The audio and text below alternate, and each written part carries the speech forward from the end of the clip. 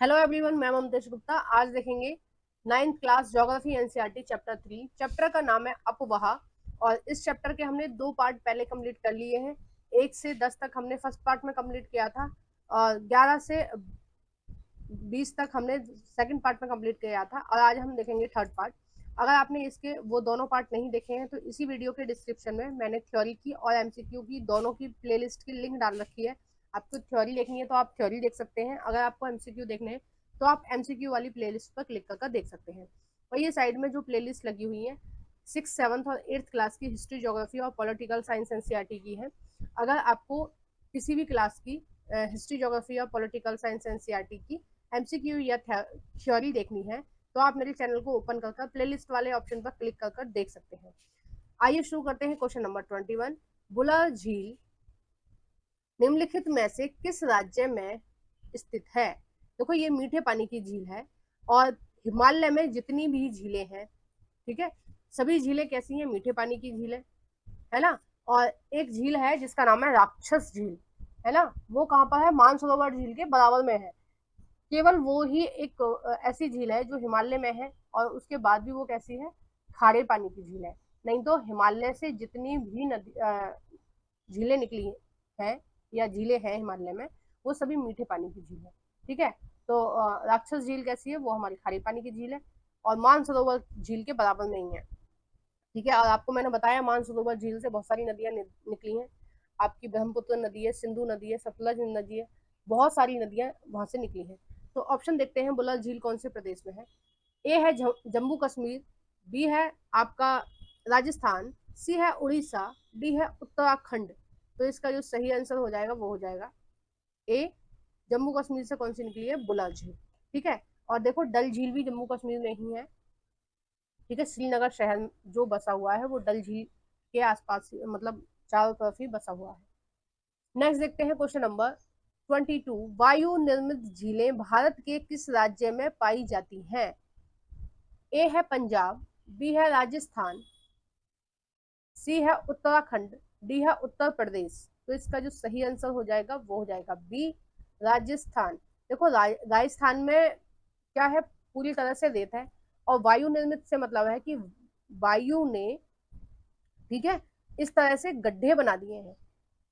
तो ये इस तरह, और फिर उनमें क्या है? प्राकृतिक पानी आ जाता है बारिश के द्वारा, ठीक है, या फिर नदियों के द्वारा, या कैसे भी उन झीलों में पानी आता है ना। तो ये कैसे निर्मित हुई है? ये वायु द्वारा निर्मित हुई है, यानी कि वायु ने निर्मित की है। देखो, यहाँ से कोई हवा आई और इस तरह से चल रही है, ये ऐसे ऐसे करके गड्ढा बना बना के चल रही है। तो ऐसे यहाँ से घुसेगी हवा और यहाँ की जो मिट्टी है यहाँ से उड़ा के इसको इस छोर पर छोड़ देगी।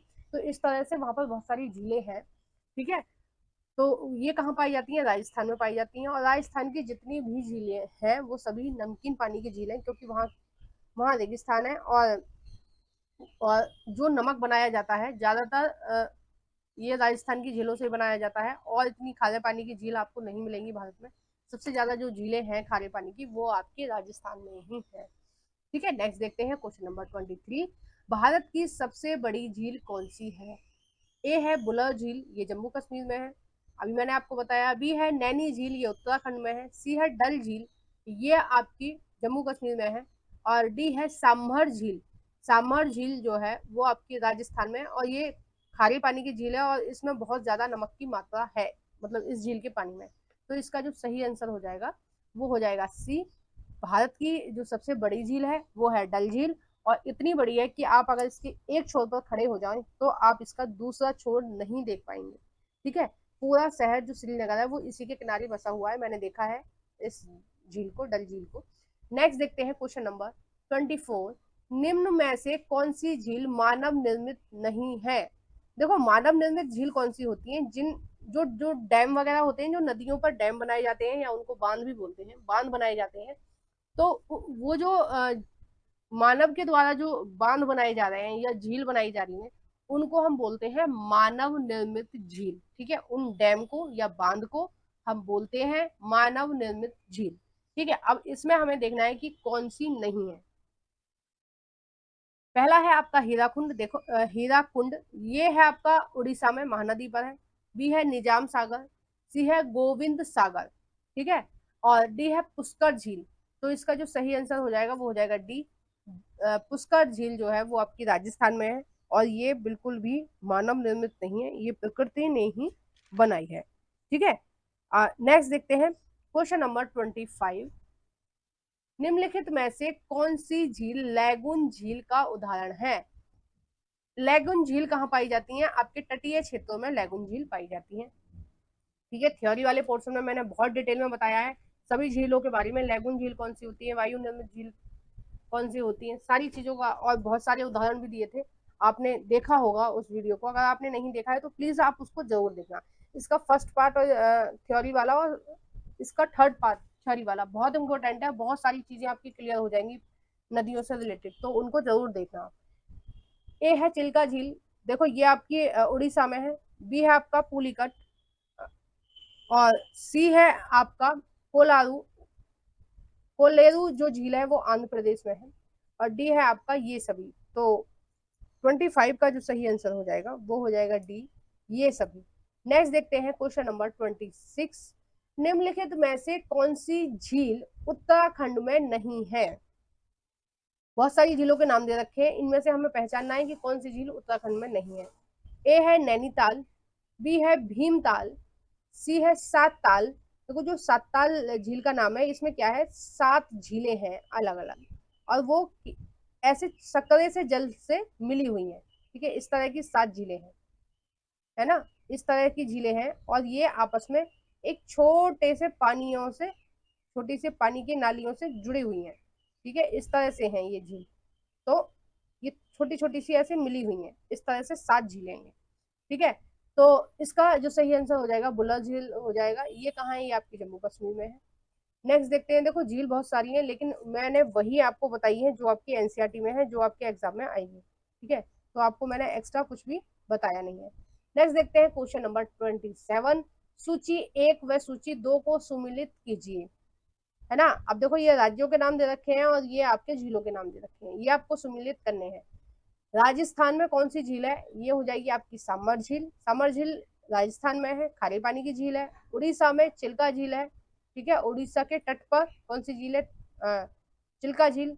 और मणिपुर में है आपको कोलेरू झील। और आंध्र प्रदेश, सॉरी सॉरी ये वाला गलत मिल गया।